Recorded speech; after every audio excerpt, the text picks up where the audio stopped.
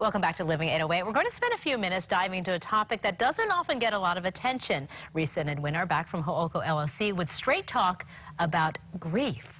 Well, let's jump into it. Grief, and understand there are different types of grief, too. Yes, So grief is a very normal and organic emotional response to a loss, normally associated with someone who's passed away.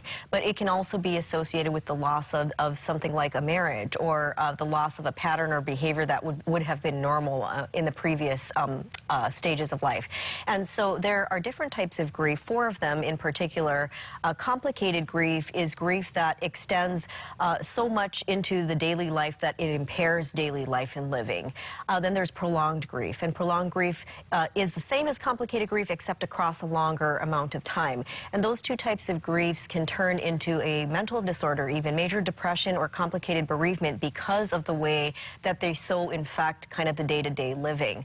The 3rd type of grief is traumatic grief, and that's someone's very strong reaction to something that's more horrific. It is not something that they anticipated. It could be a major accident or something in which a person passed away as a result of a tragedy, and so that's traumatic grief. And then the last type of grief is anticipatory grief, and that is something that someone anticipates. Someone has a long-term illness and they know that a person will be passing away, and so they anticipate that type of grief. That doesn't make it any easier, but it is certainly anticipated. With so many different types of grief that we're talking about, what are statistics for individuals dealing with different grief? So statistics within the United States show that in general about 2.5 million individuals actually pass away each year. And for every person that passes away, they actually leave 5 people behind that are going to be grieving for them. In general, regarding complicated grief, about 10 to 20% of the population will experience that. And it approximately lasts for those individuals about 1 to 2 months for that. Children in general also experience grief as well too.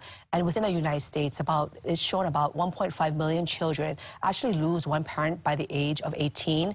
And so it's quite sad. And for children in the United States, also 2 million per year usually you lose both parents by the time they are 18 years old.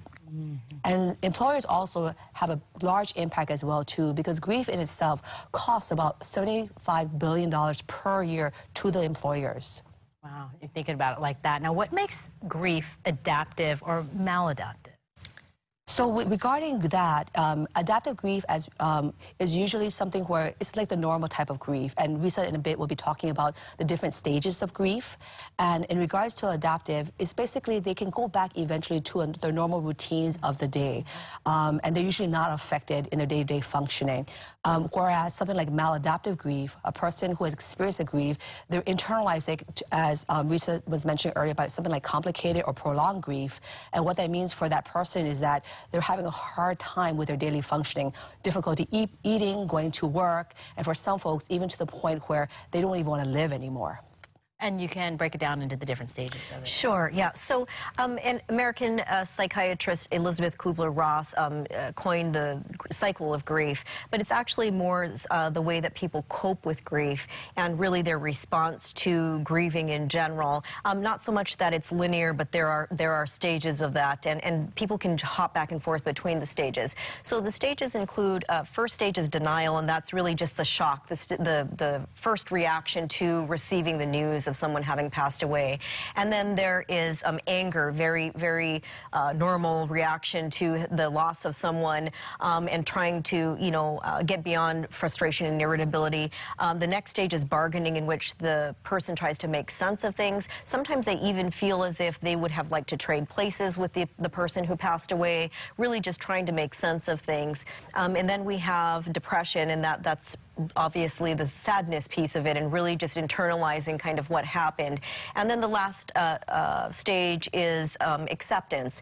And acceptance is getting around the fact that you lost someone and that you are going to deal with grief and have to move on in your life. And so those are the stages. And again, like I said, they're not necessarily linear. You could jump back and forth, but kind of just the idea of how people cope with grief. And there's help out there, obviously, so a professional like yourself. How can people get in touch if they recognize that they or someone they know are having some of these issues? Right. So there are many avenues that they can take. Some of them include informal resources like talking to a friend or a family member or something, but certainly reaching out to spiritual advisors, pastors, priests, and then of course there are therapists like us, and our center offers grief counseling. They could call us at 808-375-7712 or jump online, www.ho'okollc.com.